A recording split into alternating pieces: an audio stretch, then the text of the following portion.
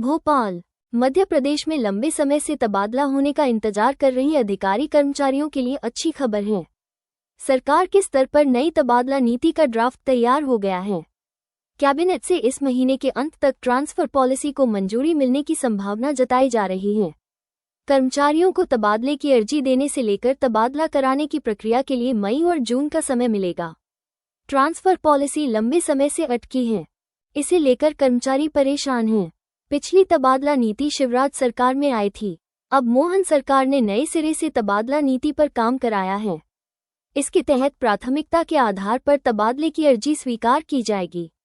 सबसे पहले कर्मचारी और उसके परिवार की जरूरत को प्राथमिकता दी जाएगी। अगला इसमें यह भी देखा जाएगा कि पहले उस कर्मचारी का तबादला हुआ है या नहीं, यानी पहले के तबादले की हिस्ट्री को संज्ञान में लिया जाएगा।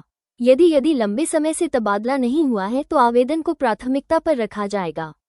मतलब ऐसे कर्मचारियों के तबादले की फाइल तेजी से आगे बढ़ेगी।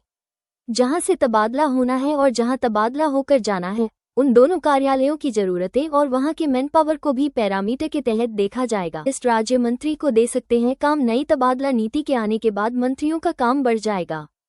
सभी आवेदन प्रभारी मंत्रियों की अनुशंसा के आधार पर आगे बढ़ेंगे। कहा जा रहा है कि कैबिनेट मंत्री चाहें तो कुछ संवर्ग के तबादलों से जुड़े काम विभाग के राज्य मंत्री को दे सकते हैं। हालांकि पहले से ही कुछ मंत्रियों ने साथी मंत्रियों को अधिकृत किया हुआ है। ये शिफ्टिंग का समय आमतौर पर मई जून के महीने में स्कूलों की छुट्टियां होती हैं। इस बीच तबादला लेने वाले कर्मचारी के पास शिफ्ट करने का समय रहेगा।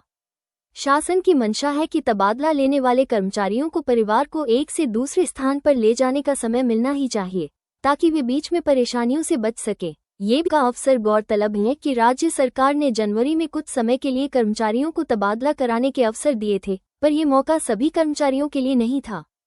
केवल उच्च प्राथमिकता वाले कर्मचारियों के ही ट्रांसफर किए गए थे, जो कम समय के लिए थे।